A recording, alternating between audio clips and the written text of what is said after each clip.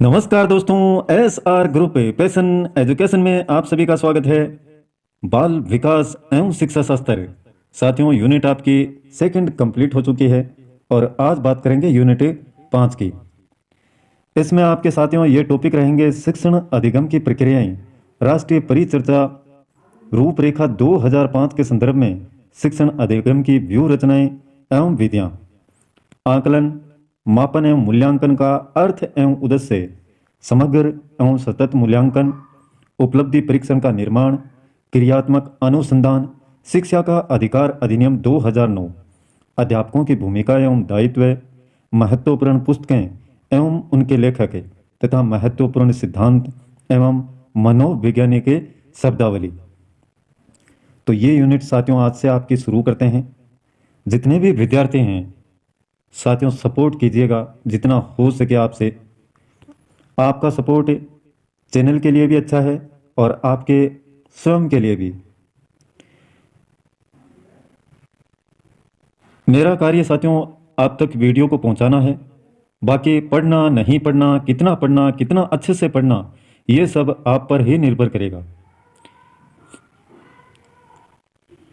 पढ़ाने के अलावा जो समय आप देंगे पढ़ने में, वीडियो देखने में, प्लस रिवीजन में, वो आपकी सफलता सुनिश्चित करेगा साथियों। तो इसलिए मैं कहता हूं कि साथियों ये जरूर कीजिएगा सपोर्ट। देखिए क्या दे रखा है 5 यूनिट में। शुरू करते हैं आज से। राष्ट्रीय पाठ्य चर्चा चर्या रूपरेखा 2005। और साथियों पहला इसमें टॉपिक है आपका शिक्षण अधिगम की प्रक्रिया, teaching learning process. Teaching learning process, प्रत्येक टॉपिक को ध्यान से देखिएगा। शिक्षा का अर्थ है शिक्षा के सामाजिक व दार्शनिक आधार। ब्रिटिश जॉन लॉक के अनुसार साथियों बालक का मन एक कोरी पट्टी यानी स्लेट के समान होता है। ये बहुत ही बार एग्जाम में पूछी गई है। बालक का मन एक कोरी स्लेट के समान होता है। किसने कहा है, किसके अनुसार? तो जॉन लॉक के अनुसार, जिस पर कुछ भी लिखा जा सकता है। यानी इस प्रकार से खाली पेज या कोरी स्लेट होती है साथियों, पट्टी जिसको बोलते हैं, जिस पर आप कुछ भी लिख सकते हैं। किसका मन? बालक का मन। इस प्रकार शिक्षक का कर्तव्य बालक के खाली मन को नए नए ज्ञान और सूचनाओं से भरना माना जाता था। पुराने समय की बात है। शिक्षा संबंधी यह मत पाश्चात्य शिक्षा के इतिहास में प्राचीन व मध्यकाल में विशेष रूप से प्रचलित था। पुराने समय की मैं जो बता रहा हूँ वही बात है साथियों। पुराने समय में इस प्रकार से समझते थे कि उसमें बस कोरी स्लेट है, कुछ भी नहीं है उसमें। जो भी भरेगा वो किसका कर्तव्य है? शिक्षक का। किंतु अधिकांश शिक्षा शास्त्रियों ने इस शिक्षा को इस अर्थ में नहीं लिया। शिक्षा शब्द एजुकेशन, एजुकेशन शब्द साथियों लैटिन भाषा के एडुकेटम शब्द से निकला है और यह 2 शब्द से मिलकर बना है। एक है आपका ई और एक है ड्यूको। ई और ड्यूको। ई का तो अर्थ है साथियों अंदर से। किससे? अंदर से। और ड्यूको का अर्थ है आगे बढ़ाना, आगे बढ़ाना। इस प्रकार से साथियों एडुकेटम का अर्थ है अंदर से बाहर की ओर बढ़ना या विकसित होना। अर्थात शिक्षा व्यक्ति के आंतरिक शक्तियों को विकसित करने की क्या है? प्रक्रिया है। आंतरिक शक्तियां बहुत सारी होती हैं साथियों एक विद्यार्थी में, या सीखने वाला कोई भी व्यक्ति हो, शिक्षार्थी, उसमें आंतरिक शक्तियां होती हैं और उनको विकसित करने की प्रक्रिया ही क्या है? एडुकेटम है। ये थोड़ा सा आपको ध्यान में रखना होगा।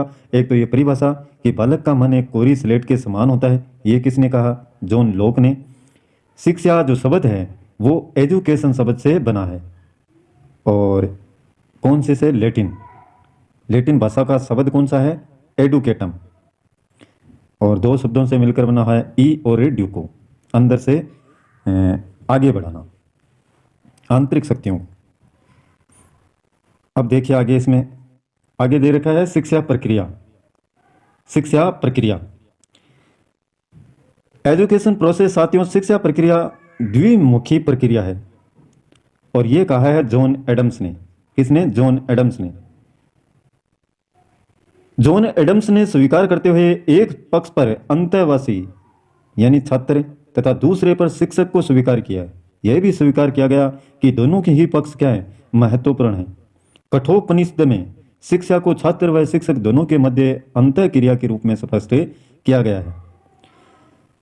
शिक्षा की जो प्रक्रिया है द्विमुखी, साथियों किसने कहा पूछ लिया जाए तो ध्यान में रखना है जॉन एडम्स। और ये इसकी ट्रिक है कि मुख और एडी दोनों में छाले पड़े।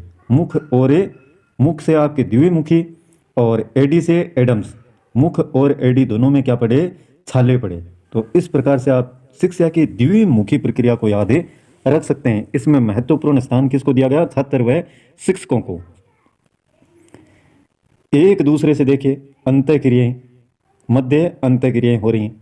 शिक्षक जो ज्ञान बांटता है और फिर विद्यार्थी का रिस्पॉन्स आता है, उससे सीख करके शिक्षक फिर से प्रतिक्रिया देता है।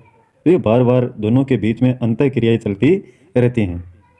तो इसलिए इसको क्या कहा? द्विमुखी प्रक्रिया। और अब देखिए साथियों शिक्षा त्रिमुखी प्रक्रिया। दूसरा है टीचिंग इज ट्रिपलर प्रोसेस। पाश्चात्य शिक्षा शास्त्री जॉन डीवी ने शिक्षा को त्रिमुखी प्रक्रिया माना है। शिक्षा में क्या पढ़ाना है उतना ही महत्वपूर्ण है जितना कि किसी को पढ़ाना। क्या पढ़ाना है ये कौन सोचेगा? शिक्षक सोचेगा साथियों। और उतना ही महत्वपूर्ण है जितना कि किसी को पढ़ाना। पढ़ाएगा तो तब है जब वह पहले सोचेगा कि इसको पढ़ाना क्या है। कक्षा में जैसे खड़ा कर दिया जाए किसी, आप ही मान लीजिए आप शुरुआत में कक्षा में जाते हैं, तो अगर आप बिना तैयारी के चले गए कक्षा में तो पहला सवाल यही आएगा साथियों कि क्या पढ़ाना है। और इसका उत्तर अगर आपके पास में क्या पढ़ाना है तो आप आराम से उसको पढ़ा सकते हैं फिर। अतः छात्र व शिक्षक के साथ तीसरा पक्ष विषय वस्तु या पाठ्यक्रम को भी स्वीकार किया गया है, ऐसा कहा है जॉन डीवी साहब ने। इसलिए इसको क्या कहा? त्रिमुखी प्रक्रिया।